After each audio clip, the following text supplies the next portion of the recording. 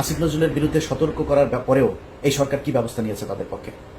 এমনকি ডক্টর ইউনূস এখন পর্যন্ত গত 10 মাসে জনগণ চেয়েছে এমন কোনো কিছু কি তিনি করেছেন? আরে ভাই, বিএনপির মানে এখন যে চাঁদাবাজি চলছে অস্বীকার করার কোনো সুযোগ নাই।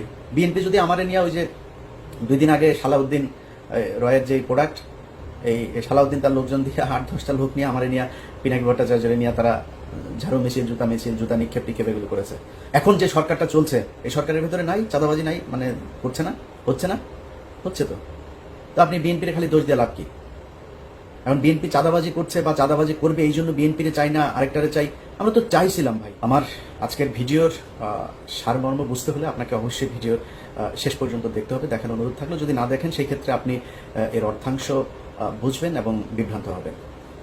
আমরা দেশে এখন একেবারে স্পষ্টত দুইটা ভাগ হয়ে আছে, বিএনপি নির্বাচন এবং ডক্টর মোহাম্মদ ইউনূসের সংস্কার। আমি কারোর পক্ষেই যেতে পারছি না, এই জন্য দুঃখিত। কারোর পক্ষে যাওয়ার সুযোগও নাই। বেশ কিছু কারণ আছে, আমি কারণগুলো আপনাদের সামনে ব্যাখ্যা করবো। আপনাদের যদি আমার সাথে একমত হলেও জানাবেন, দ্বিমত হলেও সেই আপনাদের মন্তব্যের ঘরে জানিয়ে দেবেন। প্রথমত ধরেন, আমি নিজে আমার ব্যক্তিগতভাবে আমি নিজে চাই যে এখন এই মুহূর্তের কথা যদি বলি, তারেক রহমান ক্ষমতায় আসুক এবং বিএনপি ক্ষমতায় আসুক সামনে নির্বাচনে। আমি 5 তারিখের পরে আমার বেশ কয়েকটা ভিডিওতে আমি বলেছিলাম যে এই সরকারের যদি বর্তমান অর্থাৎ ডক্টর ইউনূসের যে সরকার, এই সরকারের যদি প্রয়োজন হয় তারা 5 বছর, 10 বছর, 20 বছর যতদিন ইচ্ছা থাকুক, কোনো সমস্যা নেই। আমি নিজেই বলেছিলাম। ডক্টর মোহাম্মদ ইউনূসের হাতে সেই সুযোগটা ছিল এই দেশের যে কোনো ধরনের সংস্কার করা, এবং এমনকি দেশের জাতীয় সঙ্গীত, দেশের গণতন্ত্র, এই কি বলে সংবিধান, এই দেশের পার্লামেন্টারি যে ব্যবস্থা, সেটা নির্বাচন ব্যবস্থা থেকে শুরু করে সবকিছু সংস্কার করার সুযোগ ছিল।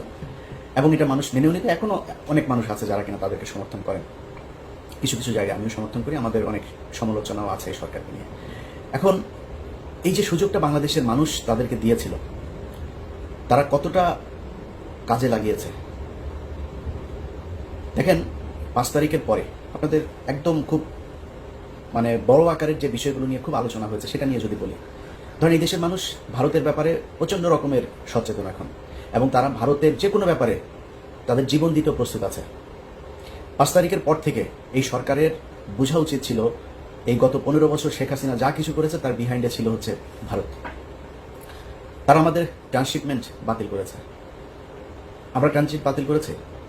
তারা আমি সহ, আমার ইউটিউব চ্যানেল সহ বাংলাদেশের বেশ কয়েকটা জাতীয় গণমাধ্যমের ইউটিউব চ্যানেল তারা ব্লক করেছে।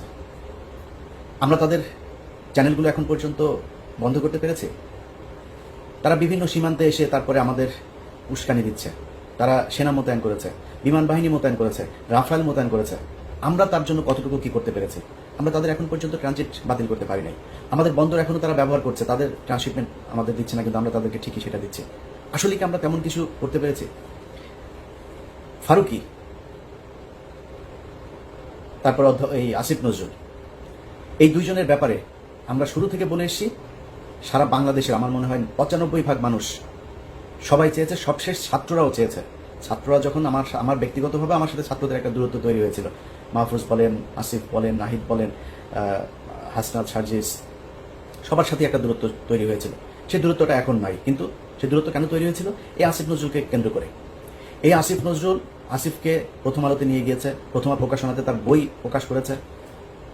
আমি তাদের বিরুদ্ধে কথা বলেছি। এখন এই যে আসিফ নজরুলের বিষয়টা ছাত্ররা বুঝলো, বুঝার পরে তারপরে ডক্টর ইউনূসকে বলেছে তারা আসিফ নজরুলের বিরুদ্ধে সতর্ক করার পরেও এই সরকার কি ব্যবস্থা নিয়েছে তাদের পক্ষে। এমনকি ডক্টর ইউনূস এখন পর্যন্ত গত 10 মাসে জনগণ চেয়েছে এমন কোনো কিছু কি তিনি করেছেন? তিনি মনে হয় খোঁজই রাখেন না। বাংলাদেশের মানুষ কি চায় সেটা তো না, তিনি যায়ও না, আসেও না। আপনি কোন সেক্টরটাতে যাবেন বলেন? গেল 10 বছর, এই 10 মাস যদি হিসাব করেন, এই দেশে চাঁদাবাজি হচ্ছে, এই দেশে ঘুষ হচ্ছে, দুর্নীতি হচ্ছে, অনিয়ম হচ্ছে, সবই হচ্ছে। কোনো কিছু কি বন্ধ আছে? এখন বিএনপি ক্ষমতায় থাকে, সব দোষ যদি বিএনপি সরকারের ঘাড়ে পড়ে, যাই হোক, যেটাই ঘটুক, এখন যা হচ্ছে এটার দোষ ডক্টর ইউনূসকে নিতে হবে। আপনি বন্ধ করতে পারেন নাই কেন এই দুর্নীতিগুলো? একটা নর্মাল একটা ধরেন 111 সরকারও আপনার চেয়ে অনেক দুর্বল সরকার ছিল। বাংলাদেশের ইতিহাসে এত শক্তিশালী সরকার কোনোদিন আসে নাই। এত শক্তিশালী হবার পরেও আপনি এগুলোর বিরুদ্ধে ব্যবস্থা কি নিয়েছেন? পুলিশের নিয়োগ বাণিজ্য থেকে শুরু করে থানায় যে পরিমাণে ঘুষ এখন চলছে, অন্ধকার যুগের অবস্থা। আপনি বন্ধ করতে পারেন, এর দায় আপনি নেবেন না? কিছুই বুঝেন না তো আপনার থাকার দরকারটা কি? হঠাৎ করে এসে রাগ করে বলেন আমি তো থাকতে পারি না, থাকতে পারবো না, আমি থাকবো না। তো গার্লফ্রেন্ডের সাথে মান অভিমানের বিষয় না তো, না, এটা দেশ চালানোর ব্যাপার।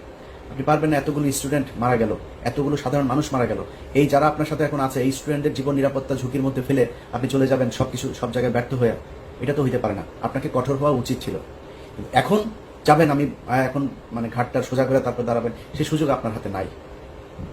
কারণ আপনারা এই গেল 10 মাসে যেই সুযোগ হাতে পেয়েছিলেন সেটা কাজে লাগাতে পারেন নাই।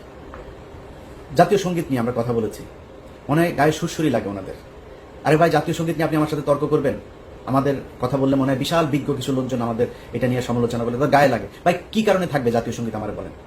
জাতীয় সঙ্গীত আমার দেশের নাগরিকের লেখা না, জাতীয় সঙ্গীতটা আমার দেশকে উদ্দেশ্য করে লেখা না। এটা 1905 সালে বঙ্গভঙ্গ রদের সময়। বঙ্গভঙ্গ কি?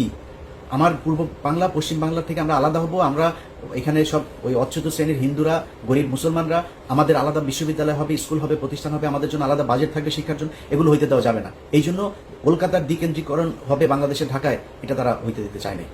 যে কারণে বঙ্গভঙ্গ, সেই বঙ্গভঙ্গের পক্ষে সে ইয়ে ইয়ে কি বলে পতিতা ব্যবসায় আপনার এই যে রবীন্দ্রনাথ